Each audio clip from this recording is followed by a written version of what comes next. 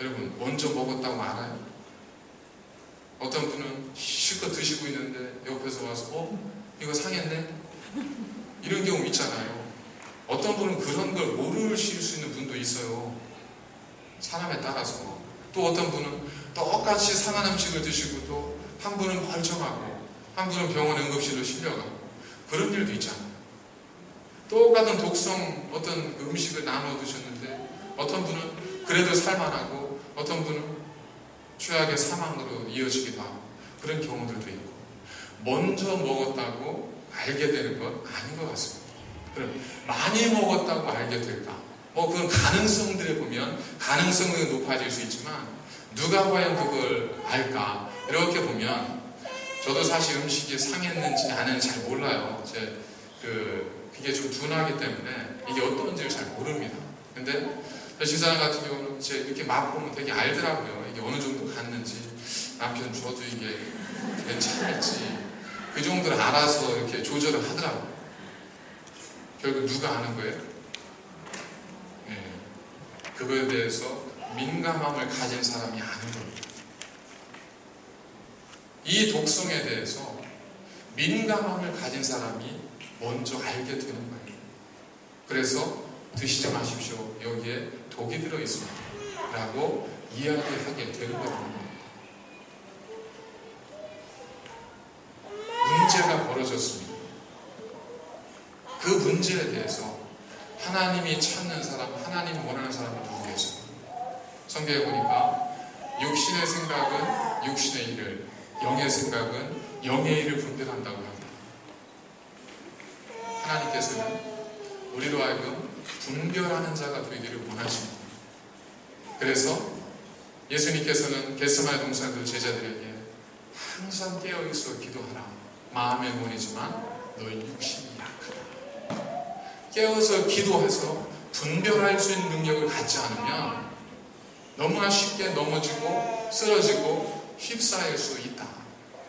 그렇기 때문에 깨어있어서 기도하라는 겁니다.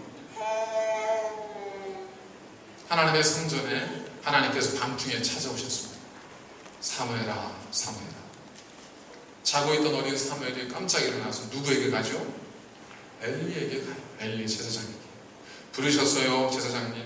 아니다, 나는 부른 적 없다. 가서 자라. 가서 자라. 또 조금 있다 보니까 사무엘아, 사무엘아.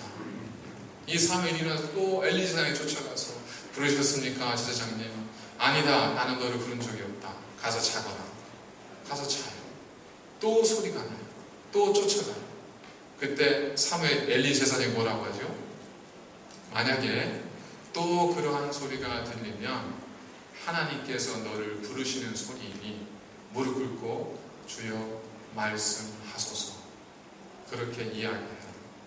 자, 들은 사람은 누구예요? 사무엘입니다. 그걸 누구의 소리인지 깨달은 사람은 누구예요? 엘리 제사장입니다. 깨어있는 사람이 분별할 수 있다는 겁니다. 그래서 하나님의 교회는 언제나 깨어있어야 합니다. 분별할 수 있는 지혜가 있어야 합니다. 분별할 수 있는 하나님의 주시는 성령의 지혜가 있는 그런 민감함이 있는 그러한 곳이 바로 하나님의 교회가 되어야 합니다.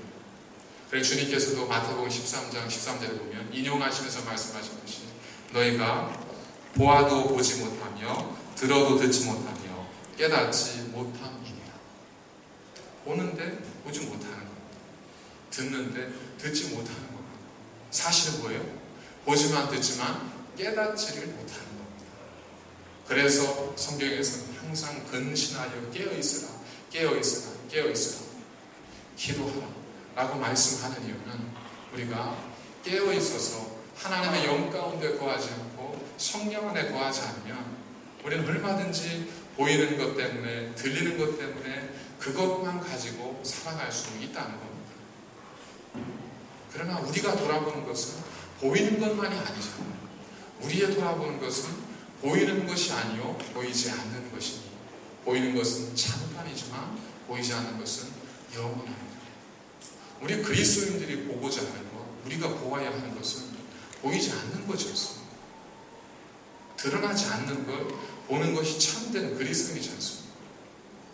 고난이라고 드러난 상황 속에서, 그 아픔 속에서 괴로움을 보기보다 그 주를 위해 당하는 고난 이면에 있는 하늘의 영광을 보는 것이 그리스도인들의 삶이지 않습니까?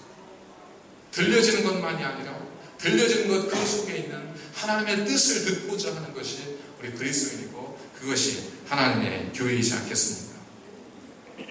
세 번째로, 문제가 발생을 하고 그 원인이 들호박에 있다는 것이 밝혀졌습니다. 자, 그러면 남은 일은 뭐죠? 문제를 해결하는 일입니다. 자, 문제를 해결하기 위해서 거기에 있던 독이 있다는 것을 깨달았던 사람들이 소리 지르기 시작합니다. 누구를 부르기 시작해요. 누구를 불렀어요? 누구를 불렀어요? 예, 맞기도 하지만 하나님, 예수님 이렇게 대답하는 것과 굉장히 비슷합니다. 엘리사가 맞기도 하지만 많은 제자들은 엘리사를 부른 게 아니라 누구를 불렀죠? 하나님의 사람을 부릅니다. 거기에서 하나님의 사람은 당연히 엘리사입니다.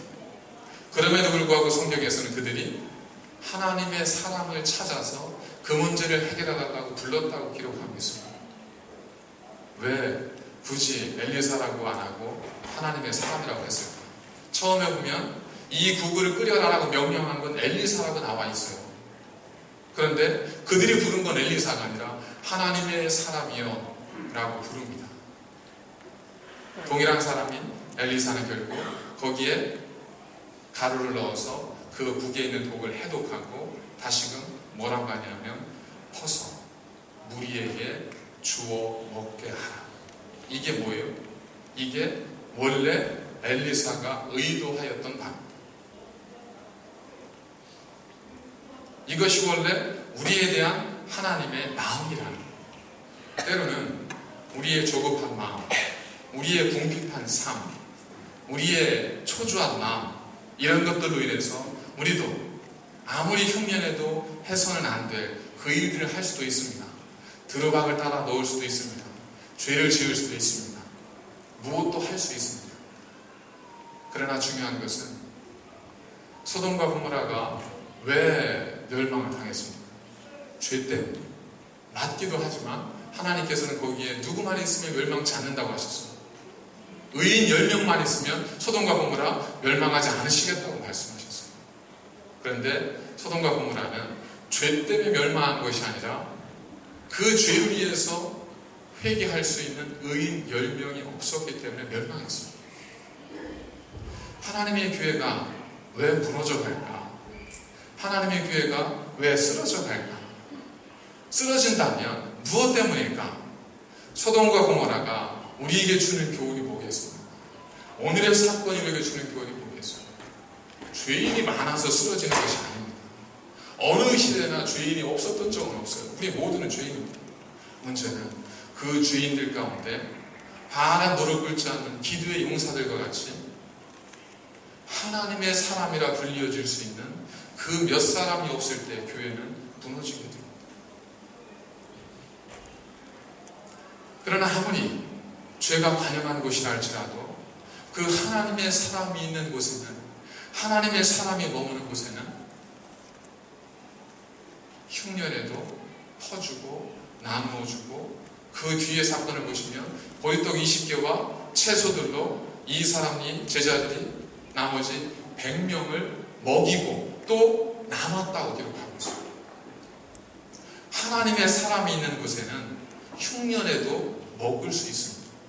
하나님의 사람이 있는 교회는 흉년 가운데도 먹고도 남는 은혜가 있을 수 있습니다. 그렇지만 하나님의 사람이 없는 곳은 소돔과 고모라가 죄와 함께 뭐가 많았습니까? 쾌락과 즐거움과 그들의 마음을 즐겁게 해줄 수많은 도구들이 가득했던 곳이었지만 그 풍요로움 속에서도 하나님이 찾으시는 사람 10명이 없었기 때문에 그 성이 망한 겁니다. 하지만 흉년 속에도, 세상이 어떻게 돌아가는지 모를 이 시대 속에서도 하나님의 사람, 우리를 하나님께서 그걸 위해 부르신 거 아니에요. 하나님의 사람이 누구예요? 하나님을 바라는 사람, 하나님의 뜻을 구하는 사람, 하나님의 뜻에 순종할 수 있는 사람, 하나님과의 동행하기를 원하는 사람, 하나님 앞에 기도하기를 기뻐하는 사람, 하나님과 교제하기를 기뻐하는 사람, 하나님을 사랑하는 사람, 하나님을 믿는 사람. 이 하나님의 사람이 있을 때 그곳에는 독도 문제가 되지 않는다. 그곳에는 부족함도 문제가 되지 않는다. 그곳에는 어떤 것도 문제가 되지 않습니다. 죄를 이깁니다. 환난을 이깁니다. 고난을 이깁니다. 무엇 때문에? 그의 능이나 힘이 아니라 하나님의 영이 우리와 함께 하기 때문에 그렇습니다. 하나님의 사람은 결국 하나님의 영, 성령께서 함께 하시고 그 성령의 돌보심과 동행하심을 믿는 사람이지 않습니다. 자, 그런 일들을 행했던 엘리사가 마지막에 한 일이 뭐예요? 다시금 가져다 다른 무리로 하여금 먹게 하는. 끝까지 엘리사를 보니까 하나님의 사람은 살리는 일을 하는 사람이었습니다. 처음에 들어박 따다가 넣은 사람은 죄에 대해서 책망할 수 있습니다. 실수였다면 그러지 말라고 경고도 할 수 있습니다. 그러나 그 모든 것이 지난 후에는 엘리사는 다시금 그 끓인 국을 가져다가 먹게 합니다. 모두를 먹게 해서 그들의 굶주린 배를 채워주는 것. 다시 말하면 생명을 살리는 거였습니다. 이것이 하나님의 사람이 하는 일이고 하나님의 사람이 있는 교회가 하는 일이고 하나님의 사람으로 충만한 하나님의 교회가 추구해야 돼요. 우리가 닮아가야 될 그 모습이지 않겠습니까? 저는 여기 앉아 계신 모든 분들이 하나님께서 하나님의 사람이 되게 하기 위하여 부르셨고 여기 계신 분들 가운데는 하나님께서 인정하시는 하나님의 사람이 분명 계실 것이고 우리 모두는 그런 하나님의 사람이 되기를 소망하고 사모하고 기도하리라 그렇게 믿습니다. 그래서 저희 새날교회가 18주년을 지나면서 새로운 또 다른 내일을 향해 나아가면서 다른 무엇보다 정말 주님의 교회 가운데 하나님의 사람들을 가득해서 어려움 속에서 하나님의 뜻을 분별할 수 있는 지혜, 그 속에서도 나눠줄 수 있는 넉넉함을 가진 그러한 하나님의 교회가 되시고 모든 하나님의 성도들, 주의 백성들 되셔서 여러분들의 가정에도 평년에도 풍성한 주의 은혜가 날마다 충만하길 간절히 축원을 드립니다. 기도하겠습니다.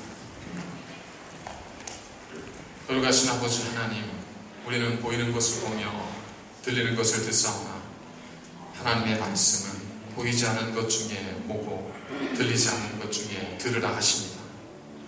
그 일이 바로 하나님의 사람이 하는 일이라 말씀하십니다. 하나님, 저희로 하나님의 사람이 되어 하나님의 뜻을 이루는 자가 되게 하시고 하나님과 동행하는 복된 삶이 될 수 있도록 인도하여 주옵소서. 하나님의 교회로 세우셔서 저희 새날교회가 하나님의 교회 되는 일에 모두가 한 마음이 되게 하시고 그 하나님과 되어 생명을 살리며 세상을 구원하는 일에 한 마음 한 뜻으로 나아갈 수 있도록 우리에게 하나님의 성령을 부어 주옵소서. 예수님의 이름으로 간절히 기도드립니다. 아멘. 옆에 계신 분들